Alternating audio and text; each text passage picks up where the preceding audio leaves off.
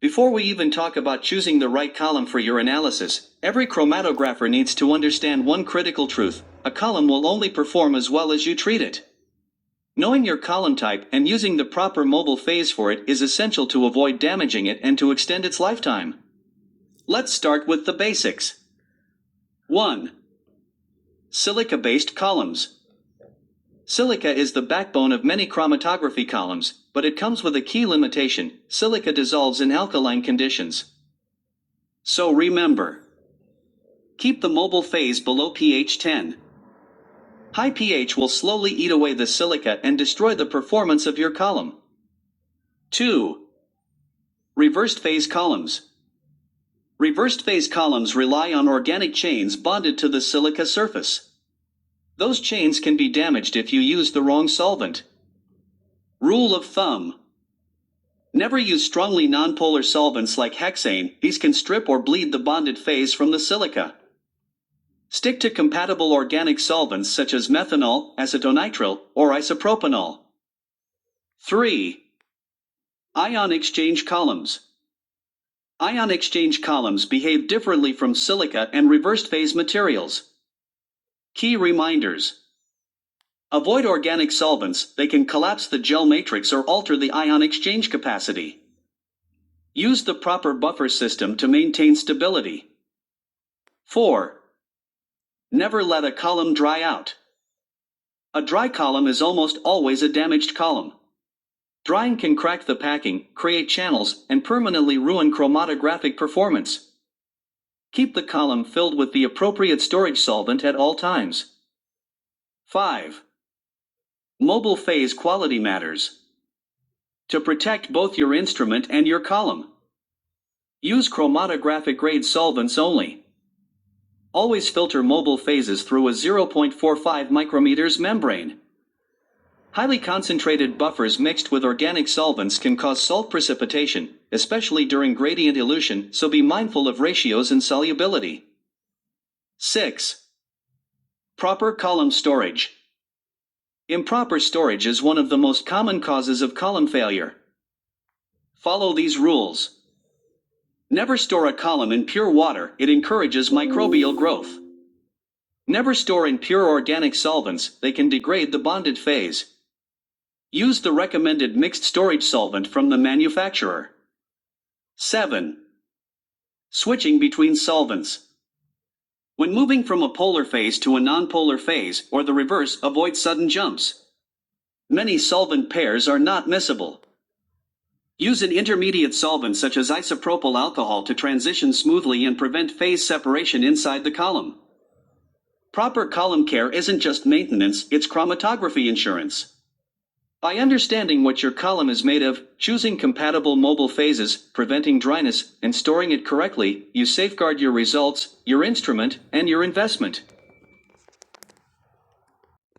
An HPLC column may look simple from the outside, but inside, it is a precisely engineered system. At each end, we have the end fittings. These threaded stainless steel connectors attach the column to the HPLC system and ensure a leak-free, zero dead volume connection. Inside the end fittings sits a small conical metal piece called the ferrule, which forms a tight mechanical seal around the tubing. Just beneath the ferrules are the frits, porous stainless steel discs. The frits hold the stationary phase in place and help distribute the mobile phase evenly across the bed. Between the frits lies the heart of the column, the packed bed. This densely packed body of stationary phase particles is where separation actually occurs.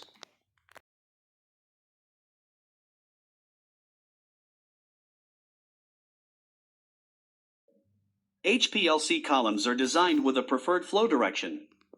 The inlet frit handles sample loading and captures particulates, while the outlet frit delivers a uniform, clean flow toward the detector. Reversing a column is technically possible, and sometimes useful when you suspect inlet contamination or when you're trying to dislodge a blockage. But it should never be part of routine operation. If you do reverse the column, be aware of the main danger: any debris or contamination that has on what was originally the inlet frit will now be pushed forward through the column. This contamination can travel straight to the outlet frit and from there, directly toward your detector cell. For this reason, whenever you reverse a column, you must not have it connected to the detector. Always direct the mobile phase flow to waste, not to the detector.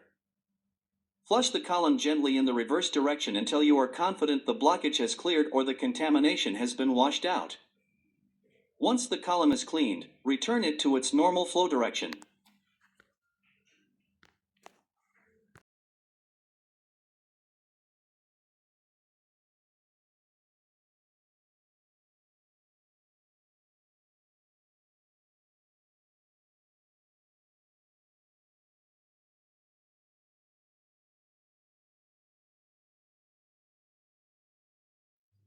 Let's walk through the information printed on an HPLC or UPLC column label and understand what each part means. This label tells you everything you need to know to use the column correctly, select the right method conditions, and track column history. 1. Column chemistry and what it means. At the top, you'll see the manufacturer's name and the column chemistry. In this example, it says, Equity UPLC protein BHC4. This tells us three important things. Equity UPLC. The column is designed for UPLC systems and can operate at high pressure. Protein. The phase is optimized for proteins and peptides. Base C4. BEH stands for bridged ethane hybrid particles, known for mechanical strength and chemical stability. C4 indicates a butyl bonded stationary phase, suitable for moderately hydrophobic biomolecules. This immediately tells the user what types of analytes the column is suitable for. 2. Particle morphology. Why shape matters. Beyond particle size and pore structure, it is also important to understand the shape of the packing particles inside the column. Particle morphology greatly influences separation efficiency, pressure, and peak shape. Irregular particles. Larger surface area due to rough, angular shapes. Can provide strong retention, but pack less uniformly, leading to higher dead volume, greater band broadening, and lower reproducibility. Irregular particles were common in older column technologies. Spherical particles. Highly uniform geometry. Pack tightly and evenly, fewer voids. Produce lower dead volume and less analyte discrimination. Improve flow uniformity, sharper peaks, and higher efficiency. Withstand high pressure, e.g., BH, hybrid silica, UPLC technologies. Modern high-performance columns, especially UPLC columns, almost always use spherical particles because they deliver more predictable, efficient separations. The label itself usually doesn't directly show the particle shape, but we can determine it from the column technology and product documentation. UPLC columns must use spherical particles, typically around 1.7 m. Below the chemistry, the label lists the physical dimensions of the column.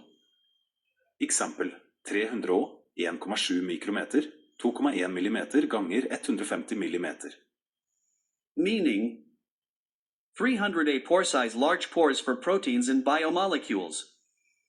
1.7 m particle size, small, high efficiency particles typical for UPLC. 2.1 millimeters internal diameter column diameter. 150 millimeters length retention, resolving power, and back pressure. These values guide your method settings, pressure limits, and expected separation performance.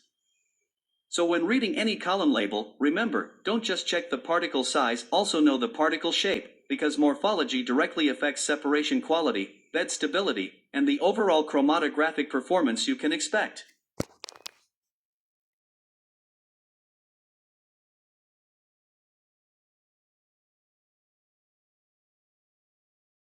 Let's talk about one of the most overlooked, but absolutely critical parts of liquid chromatography, the connection system.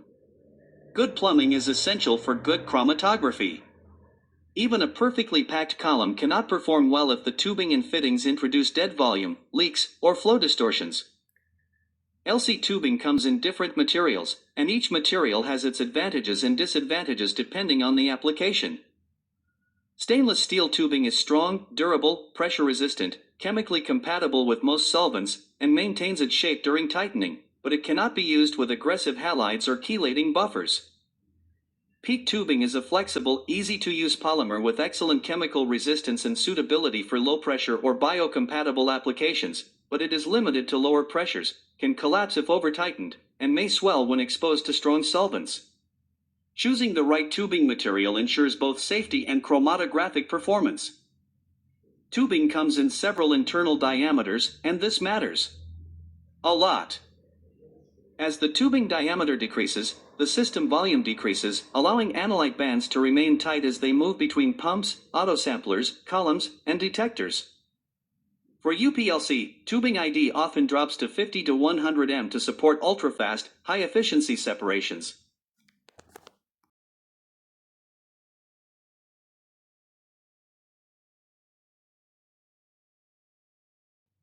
Cutting tubing correctly. Cutting stainless steel tubing requires a dedicated tubing cutter. It's a slow, deliberate process, be patient. Why? A proper cut must be perfectly flat and burr-free. A crooked or jagged cut creates dead volume when inserted into a fitting. Metal shavings or crushed ends can restrict flow, increasing back pressure. A badly deformed cut can cause partial blockages, peak distortions, or ghost peaks. A deformed cutter blade produces angled cuts, burrs, and crushed tubing ends. These defects disrupt laminar flow and damage separation quality. Always inspect your cut end with a magnifier or loupe. For PEEK tubing, a sharp ceramic blade ensures a clean, square cut.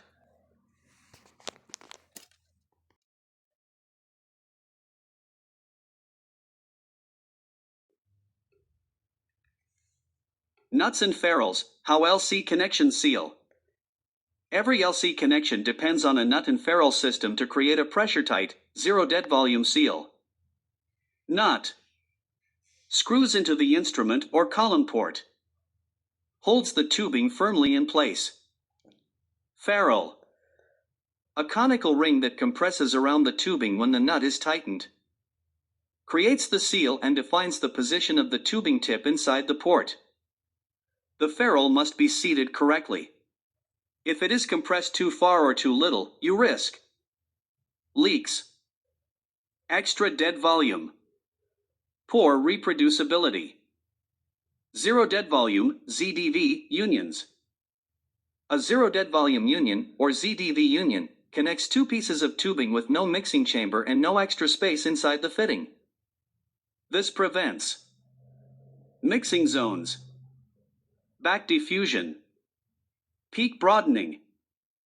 ZDV unions are essential when connecting autosampler column, column detector, guard column analytical column. Any dead volume at a union will immediately show up as distorted peaks. Dimension X, why it matters.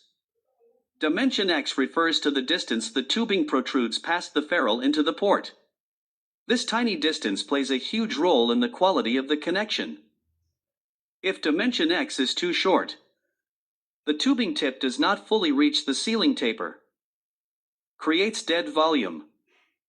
Causes peak tailing, broadening, or split peaks. Increases the risk of leaks. If dimension X is too long, the tubing tip may bottom out inside the port. Can crack the port or damage frits. Causes unpredictable flow or blockages. Correct dimension X. Ensures the tubing tip sits exactly at the zero dead volume point. Produces a smooth transition from tubing port column. Protects the stationary phase from mechanical stress. In chromatography, your system is only as strong as its weakest connection. Choosing the right tubing material, cutting it correctly, and using nuts, ferrules, and ZDV unions properly ensures sharp peaks, accurate retention times, and trouble-free operation. These small details protect your instrument and preserve the performance you expect from modern LC systems.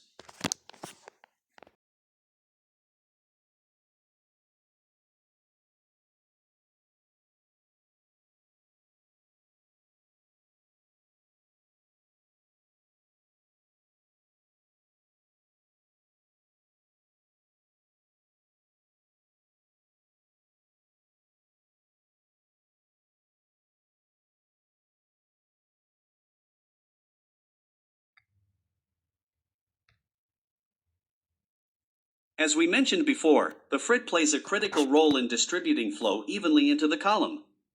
When dirt or particulate matter accumulates on this frit, the first change we typically observe is a gradual rise in back pressure. This happens because the pores begin to clog, forcing the mobile phase through fewer and fewer open pathways. As the blockage becomes more severe, the flow entering the column becomes uneven. Instead of a uniform front, the sample enters through isolated channels. This directly affects peak shape.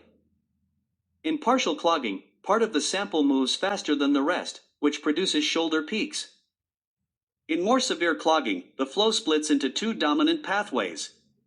The analyte then travels at two different velocities, leading to peak splitting, even though only one compound is present. So in summary, dirt accumulation on the frit causes increased back pressure, uneven sample distribution, peak distortion, shoulders, broadening, or splitting. This is why regular maintenance, filtration, and guard columns are essential to protect both the frit and the overall chromatographic performance.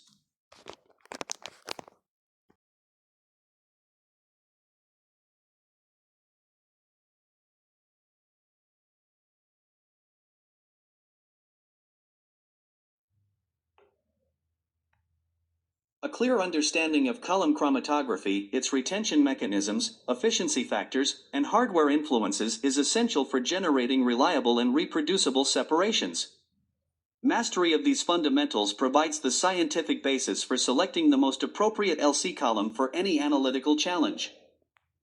In the upcoming session, we will translate these principles into practical column selection strategies, focusing on stationary phase choice, column dimensions, and performance-critical parameters.